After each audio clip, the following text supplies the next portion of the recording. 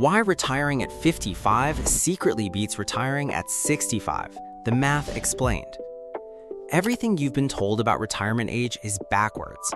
Wait as long as possible. Work until 65, maybe 67. Let your savings grow. Maximize your Social Security. That's the conventional wisdom. And for a lot of people, it's genuinely good advice. But there's a version of the math that almost never gets discussed. A version where retiring at 55 doesn't just feel better, it actually produces better financial outcomes than waiting a decade longer. Not for everyone, but for more people than you'd think. Today, we're going to look at that math honestly. Let's start with the assumption everyone makes. The assumption is that retiring later means more money, more years of contributions, more compounding, higher Social Security, bigger portfolio, better outcome. And in isolation, each of those things is true. The problem is that retirement isn't lived in isolation. It's lived in a body with a finite amount of time. And the decade between 55 and 65 is, for most people, one of the healthiest, most capable decades of their later life. What does it actually cost to spend that decade at a desk instead of living the retirement you saved for? That's the question nobody puts in the calculator. Here's where the math gets interesting. Someone who retires at 55 with $750,000 saved and withdraws $40,000 a year, covered mostly by investment withdrawals until Social Security kicks in, will draw down their portfolio in the early years. That's expected. That's the plan. But here's what they gain in exchange. 10 additional years of retirement, 10 years of time that is genuinely theirs. No commute, no performance reviews, no alarm clock set for someone else's schedule. Now compare that to someone who works until 65. Their portfolio is larger, maybe $1.1 million. Their Social Security benefit is higher. Their monthly income in retirement is more comfortable. But they spent the decade between 55 and 65 working, and those 10 years are gone. You cannot buy them back with a larger portfolio balance. The question isn't just which scenario produces more money, it's which scenario produces more life. But let's stay with the money for a moment, because the gap is smaller than most people assume. The person who retired at 55 with $750,000 and withdrew $40,000 a year will see their balance decline in the early years. Sequence of returns risk is real, and we've covered it before. But if they've structured their plan correctly, cash buffer, diversified portfolio, Social Security claims strategically at 67 or later, their financial picture at 75 is not dramatically worse than the person who worked an extra decade. In some scenarios, it's actually better. Here's why. The person who worked until 65 didn't just save more, they also spent more. A decade of commuting costs, work clothing, lunches, stress-related spending, the lifestyle inflation that tends to accompany higher earning years. The actual net difference in portfolio size at 65 is often smaller than the gross numbers suggest.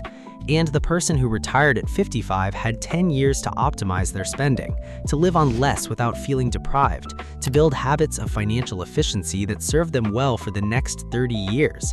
That's not nothing. That's actually a significant structural advantage. There's another piece of this that almost never comes up. Health costs money, and health deteriorates with age. The retirement experience at 55 is fundamentally different from the retirement at 75. At 55, you can hike, travel long distances comfortably, pick up physical hobbies, spend meaningful time with grandchildren who are still young, be present for aging parents while you're still capable of helping. At 75, some of that is still possible, but statistically, meaningfully less of it is. The person who retired at 65 and waited another decade for the right time didn't just delay retirement, they traded a version of retirement that was physically richer for one that is financially more comfortable. That trade is sometimes worth it, but it should be made consciously, not by default. So what does retiring at 55 actually require? First, a portfolio that can sustain roughly 35 to 40 years of withdrawals. That's a longer runway than the standard 4% rule was designed for. A withdrawal rate of 3 to 3.5% is more appropriate. On $750,000, that's $22,500 to $26,000 a year from investments, which means you need other income to cover the gap, or lower expenses, or both.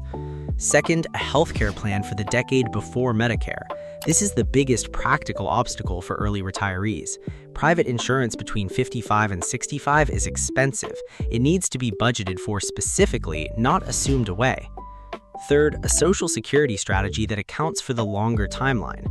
Claiming at 62 when you retired at 55 locks in a permanently reduced benefit over what could be a 30-year retirement. Delaying to 67 or even 70, bridging the gap with savings, produces a significantly better lifetime income. Fourth, and most honestly, a clear answer to what you're retiring to. We've said this before, the finances can work. The harder question is whether the life you're building is worth building. By the way, if nobody's told you this stuff before, that's kind of the point of this channel. Hit subscribe if you want to keep getting it. New video every single day. Now, back to what we were saying. Here's the honest version of the comparison. Retiring at 65 is safer, more conventional, easier to defend to people who ask questions. Retiring at 55 requires more planning, more intentionality, and more willingness to live differently than your peers for a decade before it pays off. But the people who do it, who actually run the numbers, build the plan, and execute it, consistently report that the decade they bought back was worth more than the larger portfolio they left behind. You can't optimize your way into more time. You can only decide how to use what you have. All right, that's all for now. We'll see you next time.